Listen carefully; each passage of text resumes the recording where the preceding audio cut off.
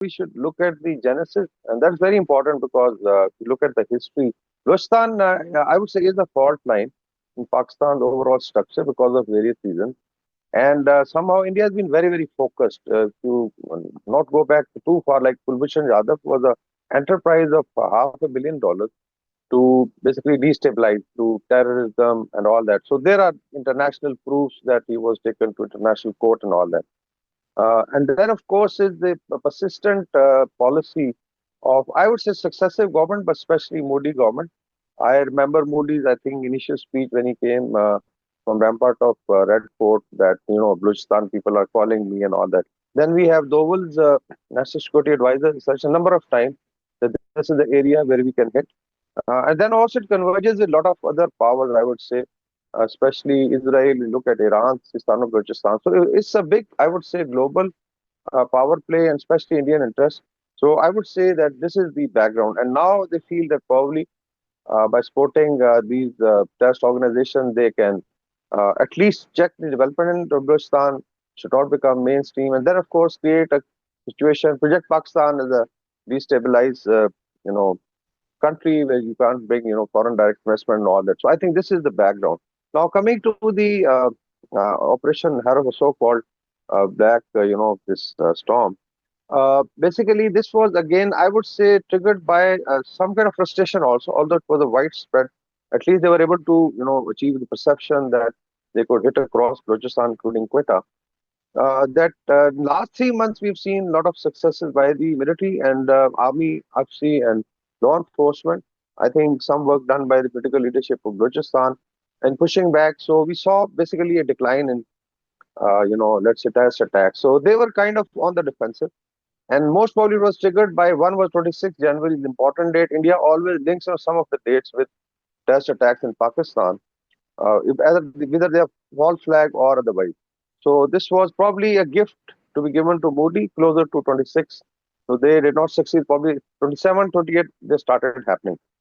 So all told, I think this was an attack in frustration. There are now, I would say pluses also, especially when they've exposed so much of the BLA cadre that you come in waves and if 200 have been killed. It means the front line is literally broken. I would say the vanguard of BLA and the people who have run away because it has left a lot of signature.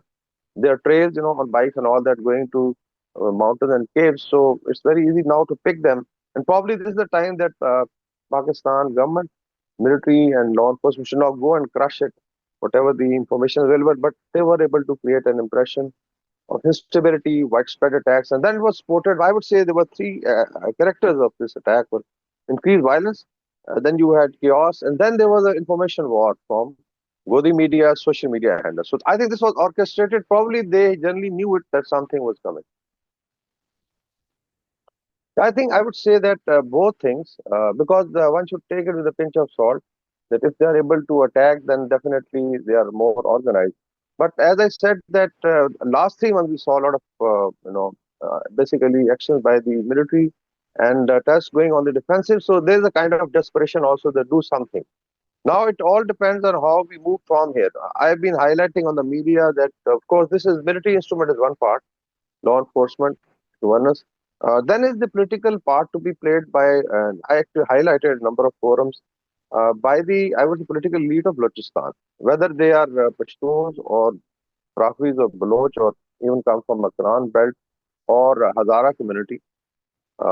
Because this is, I say that still they enjoy it because they get votes and they are most of it's basically a feudal system. So there's a lot of influence in their area. And they have to come, like I've seen Nawab Risani's son, the young MLA, he spoke very well that now we have to own it. Safaz Bukti is from Bukti tribe, so I think he's a good face and he's doing it with a lot of, I would say, courage and commitment. But then I found also, like, there's some Mr. Zeri, I don't know, he's an MP or MLA. He was dilling dallying, playing on both sides. After Mangal Saab, playing on both sides. But I think by and large, the Sardars are very honorable people, but they have to now own it. And because, God forbid, something goes, drastically wrong, then everybody loses. So then, of course, is the Balochistan youth. So I would say that it was an act of desperation, but there's a lot of ground now to be covered. this is a good time because now I think we are aware and I think maybe woken up that we have to adopt all measures. So I would say all political, socio-economic. You have, I would say, economic. I still feel that till the time, a kid, growing in Gwadar, if he is to become a fisherman like his father, it will not change. It has to be like tomorrow he should become the CEO of a five-star hotel, or I would say any enterprise which is coming up. Like I would say, Gulf region, it came up because of at least the rulers were able to bring I would say the stake of people, common people. We've seen how Sheikh Zayed bin Sultan would go and ask people what do they want. That kind of thing has to happen, and there is, I'm sure, there is a commitment, and it can be done. So I would say all tools available with the government and the government of Balochistan and federal government have to be applied. Yeah, as I said, that I think you correctly pointed out. Basically, it's I would say it's at least a regional power play in the motion. You know that since the Gwadar port came, because this is one of the only deep sea water ports in the region. Now, if you look around, I think probably Singapore, and then and for entering into Gulf, let's say tomorrow you have problem with Iran, they shut the Strait of Hormuz, so you all ports shut down. So Gwadar will be an alternative to the entire world. So I would say one is this factor that maybe some powers would not like Gwadar to become parallel to, let's say, those big, I would say, ports and shipping, bases.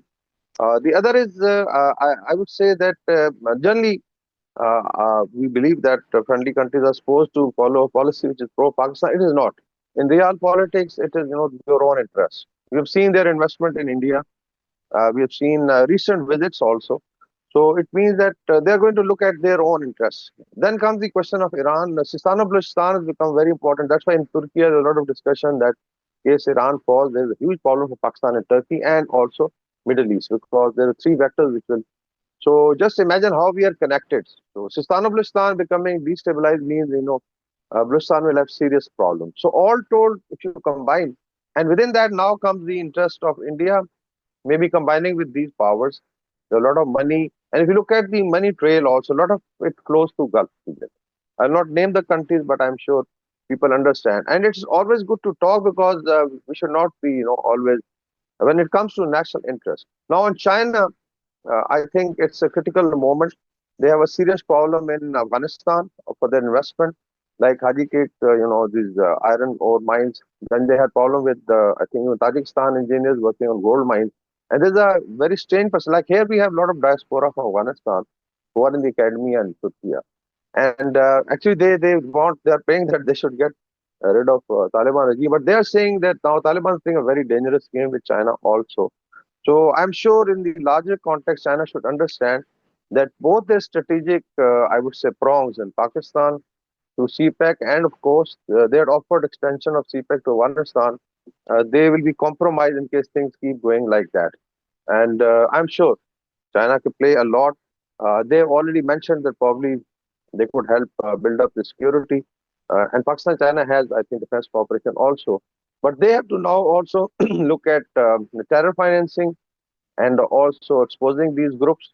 And I think there's a lot of scope. And also understand that why India, despite offering, I would say, olive branch to China in terms of businesses, how they are operating against China in Pakistan and the region. So I think that has to be communicated.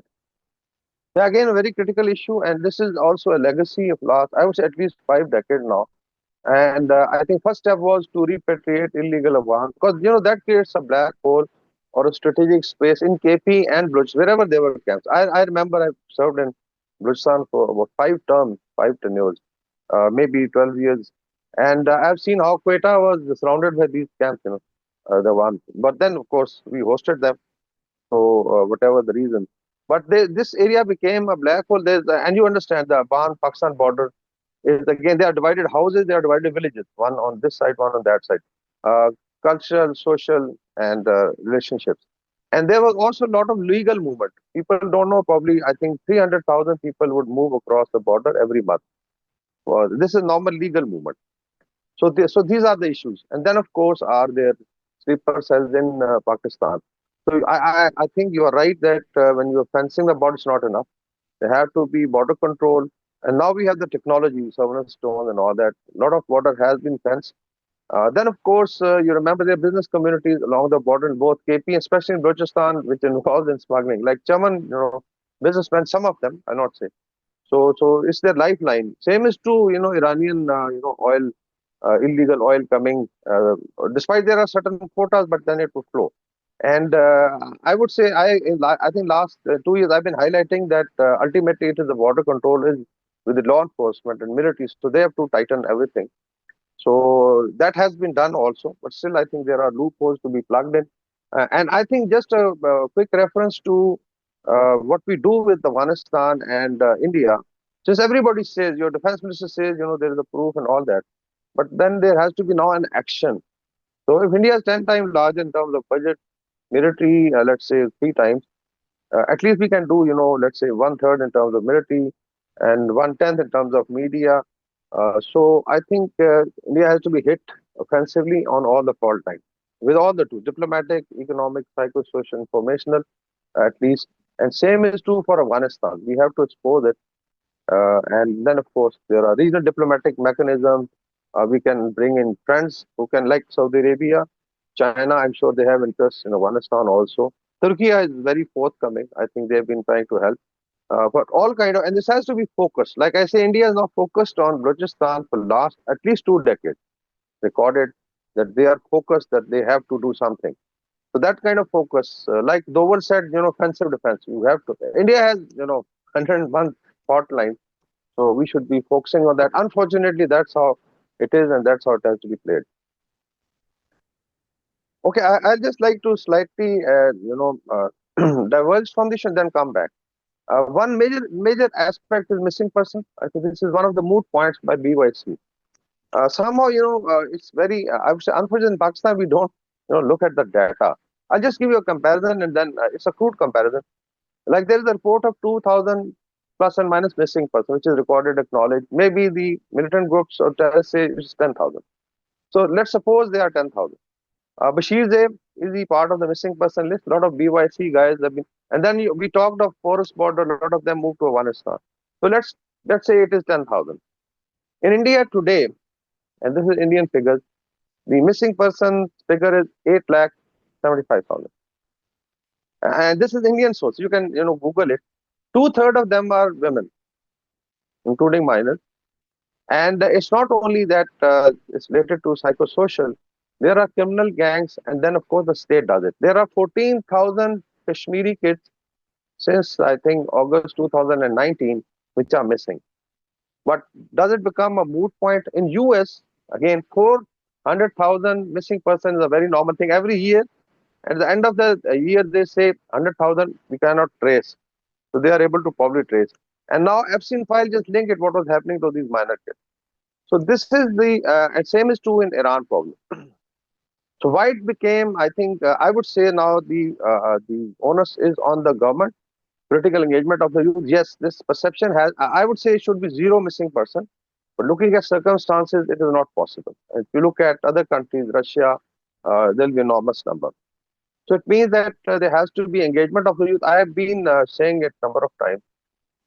As I mentioned, that if a kid in Gwadar becomes a machera or fisherman, because that's what his grandfather was, at least he should have a better boat. And then, of course, how do you bring them at par with kids from or students from Peshawar, Karachi, Lahore, Islamabad? So that's a huge thing. But what my own personal experience, like we had a lot of low officers induction into army, and they were doing wonderful. I think now we have 3 stars and 2 stars from purely Balochistan and Sindh. So one is, of course, military can do. The other is then mainstreaming. They are studying here. But I think you mentioned the issue of women folk joining militancy or terrorist group is unfortunate. We know how even drugs were used, and this somehow the playbook was used against Turkey also. So I am here, so I can just quote like PKK and YPG does the same thing. Maybe they are let's say 1 out of 10,000, but they'll project these 15, 16 girls with combat fatigues and saying that basically this is a popular movement. So this I would say very very dangerous, and one has to look into it. Why girls? And there are certain educated girls. Like look at Mammal Bloch, and maybe Mammal Bloch name was again linked to PKK. It's very strange that there was a mammal in PKK also, and they picked it up. And there's another thing you've seen that in terrorist organizations like BLA now, everybody is a Baloch. Although overall cost is a Baloch. Like in KP, you don't say that I am so and so Pathan. So you'll always say I'm a Khatak. So let's say if somebody is a Zahri or somebody is a Bukti, they have not, just removed it. Everybody is a Baloch. So this is kind of cyber warfare that they are trying to do. So there's a huge thing, huge space for, I think, work, engagement of the youth. And I think they are ready. If you look at the cadre's total strength is 2,000 to 2,500. Some, I think, militant groups project the probably 7,000. Still, in, I would say, 1 crore population of Balochistan, it's a very minor number. But we have to check it through all the means at our disposal, engage the youth. The other thing, I think, as I think this is good that you are doing a program in Balochistan. What's the news in the media about Balochistan in the mainstream media? It's always, some terrorist act. There is no positive coverage. Maybe media is very shy of going. How much reports? Like, a small marriage in, let's say, in one of the families will become a mega news for 7 days in Punjab. Or let's say, what is the political party doing in Sindh or KP? Mr. Afridi's movement becomes the news. But in Balochistan, so this is I would say, a black hole that we have to discuss Balochistan, including their issues, and mainstream it. So the people should know it that they are being talked about, their issues are being discussed. So I think a lot can be covered. I'm sure policymakers know it better. But this is what I feel that we need to engage. And I said it in 2000 and I think 5. I was doing war force. There was a briefing by a senior military officer, and Gwadar Fort was coming. And I said that the son of a fisherman is to become a fisherman. It will not change. You have to bring the youth up. Like if you look at the potential, gold prices, the record production may start in 2028. So I think the stake should be with the youth of Balochistan. Maybe that today there is a stance that you should not be talking to terrorist organization. But if you look at recent past, I'll give you example of three, I think, top militant, leaders like Gulzar Imam Shambe. Then you had Sarfaz Mangalzai. So they were part of the same. And we met one guy even in, I think, Russia. He was on one of the visits. He was a blow dissident, and then he joined us, in a discussion there. So this is the power of engagement. It has been done by the state. There are people who are sitting outside also. I think Dr. Malik also tried when he was given an option. So I would say it should be two track. Sorry, like Indian, they say hand with a velvet glove. So you have a strong, let's say, a display of deterrence, and then of course you offer the velvet glove. But all those who are willing to, surrender and join the mainstream. But suppose somebody is, attacked, killed people, and there are charges against that. So I don't think so. So this effort should continue. So if the brass could be dismantled, like Gulzar Imam Shambe, etc., were part of that organization, where I think Brahmdar Bukti tried to, at behest of Research Analysis Wing, to make a bigger organization for all militant groups. So this can work. I still feel that there is a space for dialogue. But as per government policy, those who have the gun and those would like to come and ransack cities, I don't think so. But I'm sure the effort continues in parallel.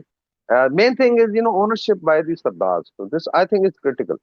I don't think so that they have no influence in their cause. They come with votes, then they are very powerful financially. They control, real estate. They control, swaths of land.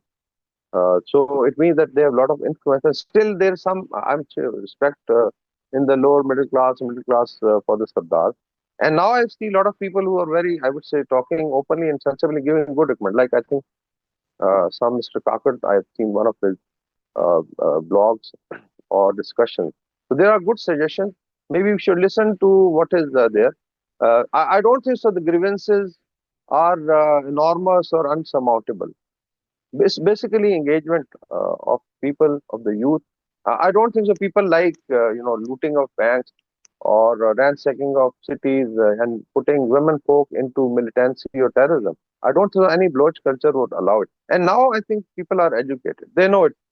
In the Gulf, how people participated and they came up. And Balochistan is a, I would say, bright future.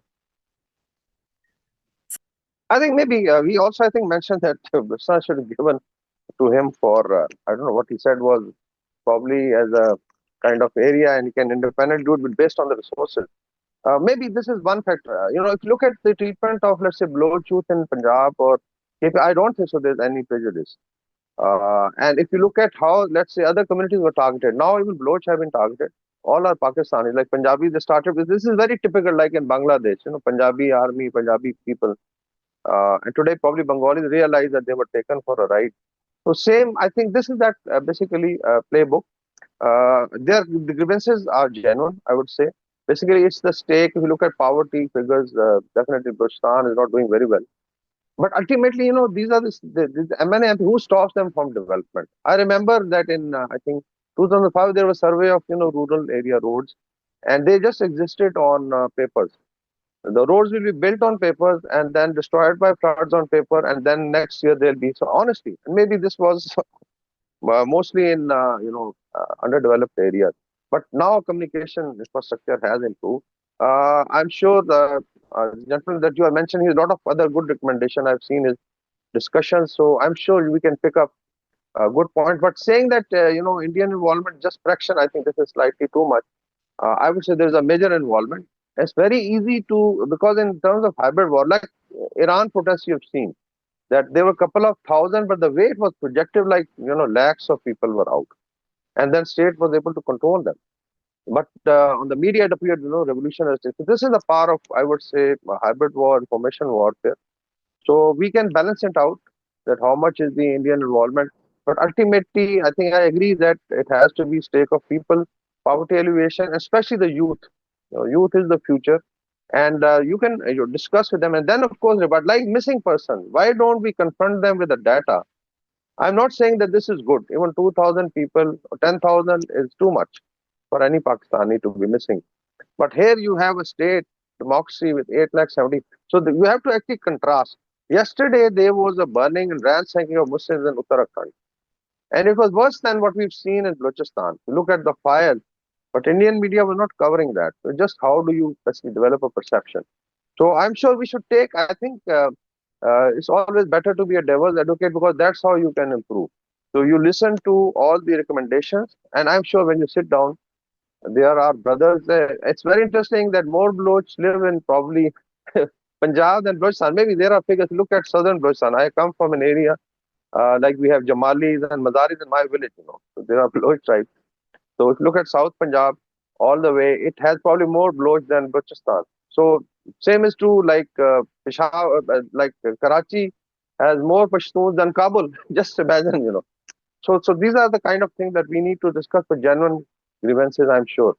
The political government can, so maybe it should be taken as a wake up call and we need to focus. I even recommended that we should not have a capital. Basically, the PM should be revolving, this revolving capital. He should be, a month in Quetta, he should be a month in Karachi, a month in KP. And that's how people have done it. There should be no provincial capital. The chief minister should be moving to Fazar and, Panjgur and can go to Gwadar, stay there and, discuss with people. I'm sure people are not naive. They would understand. There has to be political engagement. There has to be youth engagement. And inshallah, I think we can resolve these problems. And we must listen to whatever is coming from other side, opposition, critics. That is the time to basically reform. Yeah, as I mentioned, I think because if there was some cool air coming from India, we would always know. Like you've seen cricket. So if they are hell bent, especially the Modi government hell bent, and I don't foresee going for next 10 years. He'll be there. So it means that it has to be applied in the same coin. I would say just copy Dover's playbook and just play it, on the other side. So it has to be diplomatic. It's a war. You have to be in the economic domain. You've seen even there is fight on the rice. There is fight going to be on the rivers and waters and all that. In the region, I think Pakistan has played very well. By and large, in South Asia, I think we've balanced it. Probably Pakistan is doing well. Uh, Military, you have to be strong. India is increasing the budget by, I think, 18% to 180. And then is, I think most important is now in all the information, including social media, what we are doing, discuss, and then have a program, focus program. Like the Balochistan is one of the fault lines, or KP. India, I told you, is 101. We are doing a book on Indian fault line. And basically, it's wars within India. It's a plethora of you. You can actually daily find it in India. So focus on that, discuss it, And like South India, it's very strange that nobody talks of it. They want a separate state actually. So in information domain, you have to go offensive. And then of course is international forum, wherever there is like terrorism is a huge issue. FATF, let's take it with proofs. So far, unfortunately, it has to be an offensive defense in all domains: diplomatic, economic, informational, and economic.